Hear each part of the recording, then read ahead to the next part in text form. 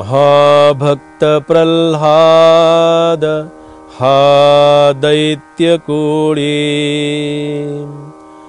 जपे राम नामावळी नित्यकाळी पिता पापरूपी तया देखवेना जनी दैत्य तो नाम मुखे म्हणेना। जय जय रघुवीर समर्थ। समर्थांच्या या प्रभात समयी मनोबोधाच्या चिंतनातून आपलं मन चिंतनशील व्हावं, आपल्या मनामध्ये चिंतनात्मक अशा प्रकारचं सुंदर विचार सतत अखंड राहावेत। काही लोक फार छान सोयीस्कर अर्थ काढतात, पण समर्थांनी प्रभातीच्या वेळेला चिंतन करायला सांगितलं। दिवसभर काय म्हणाले करायचं त्याचं? प्रभातीच्या समयी केलेलं जे चिंतन आहे, सकाळच्या वेळी केलेलं जे चिंतन आहे ना, तेच चिंतन जर शांतपणे आणि एकनिष्ठतेने जर केलं तर त्या चिंतनातून मिळणारी ऊर्जा, त्या चिंतनातून मिळणारी शक्ती आणि त्या चिंतनातून मिळणारं समाधान हे आपल्याला किमान त्या दिवसभरासाठी तरी उपयोगात येतं आणि त्या दृष्टीने त्याचं चिंतन करावं। इथे समर्थांनी या श्लोकामध्ये महाभक्त प्रल्हादांचं उदाहरण दिलं। महाभक्त प्रल्हाद, किती भक्ती, किती निष्ठा, किती प्रेम आणि किती एकनिष्ठतेनं भगवंताचं नाम घ्यावं। भगवंताचं नाम घेताना देहाचाही त्याच्यामध्ये कुठल्याही प्रकारची चिंता नाहीये। अगदी त्यांच्या चरित्रामध्ये पाहिलं तर त्या भक्त प्रल्हादाला उकळत्या तेलामध्ये टाकलेलं आहे, पण भगवंताचं नाम त्यांनी सोडलेलं नाहीये, भगवंताचं चिंतन सोडलेलं नाहीये। खूप मोठ्या डोंगरावरून कड्यावरून खाली फेकून दिला, पण खाली रामानं आणि भगवंतानं त्याला अशा आपल्या हातामध्ये करकमलामध्ये घेतलं। काय याचं कारण? याचं कारण एकनिष्ठतेनं भगवंताचं केलेलं नामस्मरण।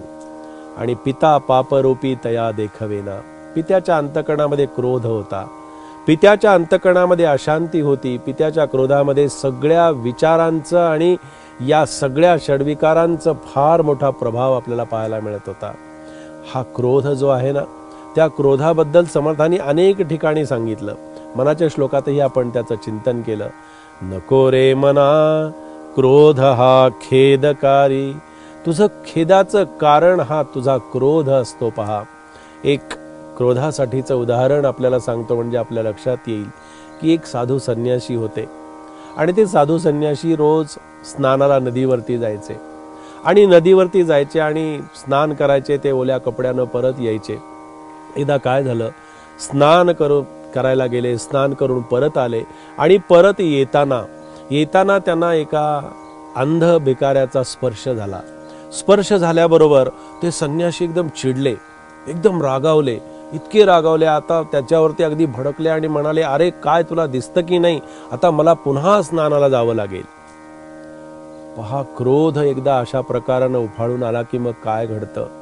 तो अंध भिकारी त्यांच्या जवळ आला आणि तो स्वामीजींना असं म्हणाले आहोत, तुम्हाला आंघोळ करण्याची आवश्यकता नाही, खरं तर आंघोळ मला करावी लागेल। तर म्हणले, का बरं? अहो म्हणाले, जो क्रोध हा परमार्थामध्ये आड येतो, जो क्रोध इतका घातक सांगितलेला आहे, तो क्रोध स्नान करून आल्यानंतर ओल्या कपड्यानं तुमच्यामध्ये जर निर्माण होऊ शकतो, तर तुमच्यापेक्षा तुमच्या आधी मला आंघोळ करण्याची आवश्यकता आहे। नको रे मना क्रोध हा खेदकारी। लोभही त्याच प्रकारचा आहे। लोभी वृत्ती जी आहे ना, ही लोभी वृत्ती याच पद्धतीची अशाच प्रकारची घातक वृत्ती असते।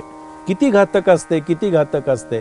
पहा, आपण पाहिलं आधीच्या श्लोकाच्या चिंतनामध्ये की जगी पाहता देवा हा अन्नदाता। अन्न याचा अर्थ की सर्वस्व त्यांनी वाहिलेलं असतं, सगळी काळजी त्यांनी केलेली असते। एक महाराजांचा भक्त होता आणि महाराजांचा भक्त अशा पद्धतीचा होता की तो नामस्मरण करणारा होता। रामाचं चिंतन करणारा होता, एकनिष्ठतेनं रामाला प्रत्येक घटना सांगणारा होता. आपण पाहिलं की अध्यात्म आणि परमार्थातला एक सार आपल्याला सांगतो. आपण सकाळी उठल्यापासून तो रात्री झोपेपर्यंत आपण करत असलेलं प्रत्येक कर्म हे भगवंताला अर्पण करून मग कर्म करा. ते कर्म करून झालं की ते कर्म अर्पण करून टाका.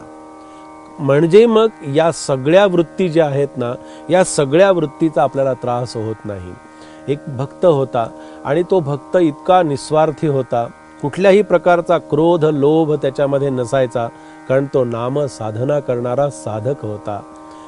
काय असायचं, घरामध्ये काही कार्य निघालं, घरामध्ये काही खर्चाचे प्रसंग आले की तो महाराजांना प्रार्थना करायचा, महाराजांना सांगायचा. आणि अशा माणसाचं, अशा साधकाचं महाराज ऐकतात. त्यांनी सांगावं की महाराज असा असा प्रसंग आलाय. काही वेळेला तर असं व्हायचं की त्याच्या लक्षातही राहायचं नाही हो सांगायचं, पण प्रसंग आला की महाराज तो प्रसंग येण्यापूर्वी त्याला जेवढे काही पैसे लागतील, जेवढा काही खर्च असेल त्याची व्यवस्था करून द्यायची. एकदा काय झालं, काही कालांतरानं असं घडायला लागलं की कुठलाही खर्च नाही, कुठलंही कार्य नाही, काहीच नाही, तरी सुद्धा पैसा यायला लागला. पैसा यायला लागल्यानंतर, धन यायला लागल्यानंतर, संपत्ती यायला लागल्यानंतर हा अस्वस्थ झाला. इतका अस्वस्थ झाला आणि महाराजांच्याकडे गेला. महाराजांच्या समोर जाऊन रडायला लागला, आक्रोश करायला लागला. आणि का? महाराज म्हणाले, अरे तुला झालं काय?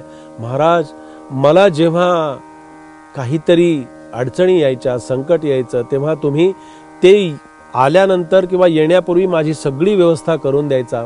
महाराज, मला इतकी काळजी आता लागलेली आहे, इतका चिंतेनं मी ग्रस्त झालेलो आहे की आता काहीही खर्च नसताना माझ्याकडे आधी पैसा येतोय, त्याची मला काळजी लागलेली आहे. हे का घडतं, कसं घडतं? तर हे नामसाधकाच्या जीवनामध्येच या सगळ्या घटना घडत असतात. म्हणून नामसाधना आणि त्याची उदाहरणं देण्यासाठी समर्थांनी हा श्लोक आपल्या समोर ठेवला की जपे रामनामावळी नित्यकाळी. नित्यकाळी म्हणजे अखंड भगवंताचं नामस्मरण करावं. अखंड जिभेवरती भगवंताचं नामस्मरण जर एकदा उतरलं, ती जिभेला आणि त्या वाणीला एकदा त्या नामस्मरणाची सवय लागली ना, की मग ते नामस्मरण पुढे करावं लागत नाही. एक लक्षात ठेवा आपण की जोपर्यंत करण्याची प्रक्रिया आहे, करावं लागतं, तोपर्यंत ते करणंच राहतं. पण हे होण्याची प्रक्रिया आहे. आता काही लोक असं म्हणतात की आम्ही ध्यान लावतो. ध्यान लावण्याचा विषय नसतो, ध्यान लागण्याचा विषय आहे. नामस्मरण करण्याचा विषय नाही, नामस्मरण होण्याचा विषय आहे. पण सुरुवातीला ते करावंच लागतं आणि त्या पद्धतीनं ते होत असतं. ध्यान लागायचं आहे, सगुणाची उपासना करायची आहे, पण निर्गुणाची उपासना करायची नाहीये. निर्गुण तत्व स्वतः होऊन आपल्याला ते अनुभवायचं आहे. देहबुद्धीचा विसर पडला की निर्गुण तत्व आपल्या समोर असंच्या असं बरोबर आपल्या समोर ते उभं राहतं. म्हणून साधू दिसती वेगळ आले, परी ते स्वरूपी मिळाले, अवघे मिळोनी एकची जाहले, देहातीत वस्तू. अरे बाबा, तुला जर सुखासाठी, समाधानासाठी, शांतीसाठी कुठलाही संकल्प करून जरी तू त्या भगवंताचं सुरुवातीला नामस्मरण केलंस, तरी सुद्धा तुझ्या सगळ्या व्यवस्था, तुझं सगळं जे काही आहे ते भगवंताच्या ठिकाणी जाऊन पोहोचतं. आणि अशा भक्त प्रल्हादाचा पिता पापरूपी आहे, त्याला ते पाहवत नाहीये, त्याला ते सहन होत नाहीये. मुलाचं नामस्मरण, प्रल्हादाचं चिंतन हे त्याला बघवत नाहीये. आणि जनी दैत्य तो नाम मुखे म्हणेना, स्वतःही नामस्मरण करत नाहीये आणि त्यांनी केलेलंही त्याला आवडत नाहीये. अशा प्रकारचं हे चिंतन समर्थांनी या श्लोकाच्या माध्यमातून आपल्या समोर ठेवलेलं आहे.